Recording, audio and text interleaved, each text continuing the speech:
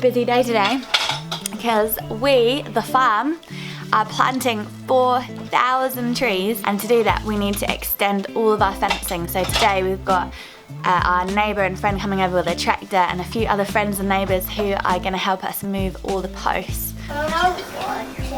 Do you guys not feel like moving posts today? Do you want to go hang out with Bex instead? Okay. It's going to be raining. And it's going to be raining, so it's kind of like a bit of a rubbish day. Who decides to plant 4,000 trees? We do. You can help us plant them. 4000trees.org. So we've got the fencing, the labour, the land, we're going to do it all, but we're inviting other people who love trees to buy a tree to go into our little forest, so you can check that out. That's Will something. we even plant it for them? We'll even plant it for you.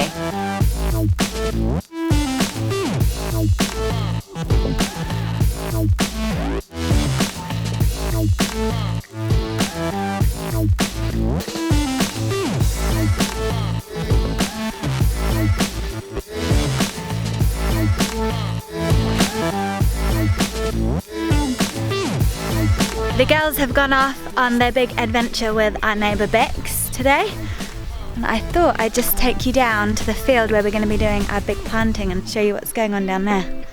It's actually turned into a totally beautiful day, so that's awesome. It's a massive dream, 4,000 trees in the month of August 2018, but we really try and dream big here on our farm. We just love to have these big, optimistic dreams, and I think that half the reason we can do that is because we're really not massively hung up on succeeding. I like to think that all of us have got quite a healthy perspective on failure, and certainly on our farm we have given things a good crack and tried to see if they're going to work, and then when they haven't worked we've been able to just sort of draw the line under them and say, well, we gave that a good go but didn't really work out. Things like mine and Tim's solar hot water was a little bit of an experiment that didn't quite work out, but we hope one day we might try again.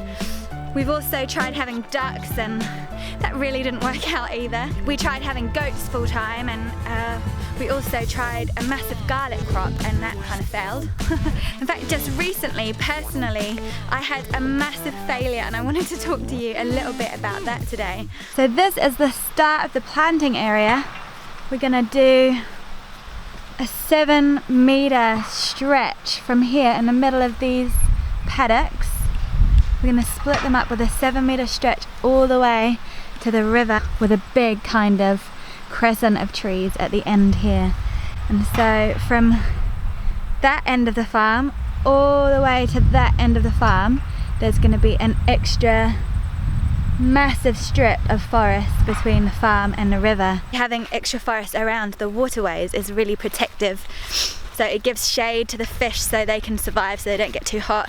It's also home to so much more wildlife and filters and slows down groundwater so that kind of bad stuff from the soil or the farm doesn't go straight into the river. Heaps of clover in this field, which is so good at this time of year because it wards off colds and lurgies and germs. My favourite.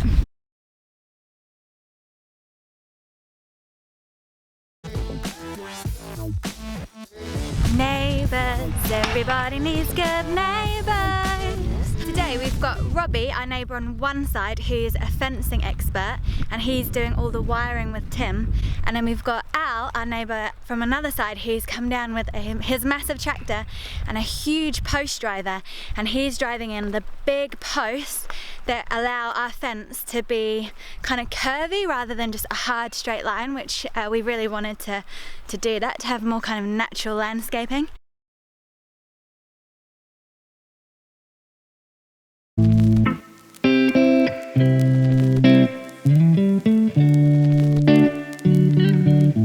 So you might remember that a few months ago I launched an organic t-shirt company, and I was so chuffed to bits. I felt really proud of it. It took me ages to set it up and to design the t-shirts and to get them out. And it was the first time I'd done anything like that, and I had kind of dreamed of doing that, like contributing to the sustainable fashion world for quite a long time. And then I started getting reviews, and the reviews were really awesome. People were loving the quality of the shirts. They were so soft. People were loving the logos. People were coming back and buying second and third orders. And I was also really chuffed because I'd been wanting to give more to charity, particularly to fight poverty, for ages, and I had committed to giving half of all my profits to charity, and I was feeling really awesome about that. And then a couple of weeks ago, I sat down to crunch the numbers to see how much money I had made in the last couple of months.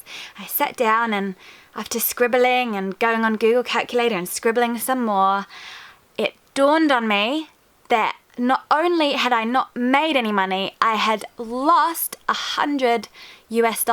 Basically, I was subsidizing everybody's shipping costs. I hadn't calculated the shipping costs right, and I was giving everybody just super cheap, crazy cheap shipping that was coming out of my own purse. It was kind of a little bit like paying people to buy my organic t-shirts. I had to feel really grateful that I hadn't sold 5,000 t-shirts as opposed to sort of like 50.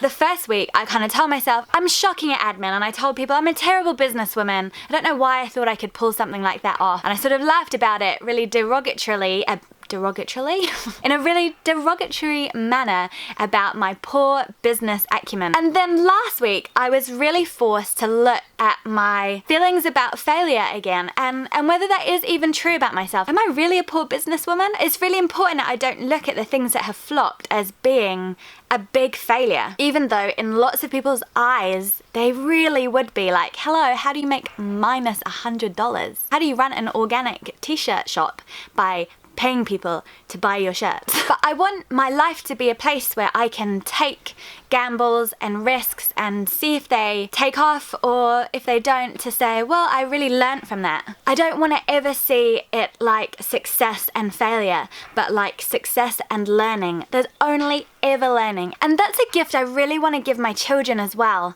And I feel like it's something I get to protect them from, because they're not in a school system that labels children through testing as being successes or failures. My kids love to make up recipes, and sometimes they're delicious and sometimes they're absolutely filthy, but every time they try something that doesn't work, they get better at making something the next time. They never have the sense of having failed at something. The idea of failure is just something that keeps our dreams really small. It stops us fulfilling all of our potential. It stems any creativity. It makes us afraid to try new projects. It doesn't allow us to learn and discover a new thing about ourselves and our skills. I want my kids to dream big and then expect to fail often, because you can't keep dreaming big and have everything take off. If you want to be somebody that dreams big, you have to embrace the idea that some things are going to fall completely flat. You almost have to actually celebrate your failures as simply being a sign that you tried something way out of your comfort zone and that you're an absolute legend for trying that. So what do you reckon? Should we reclaim the word failure as being a really epically good thing? And when you say, I'm such a failure, what you're really saying is,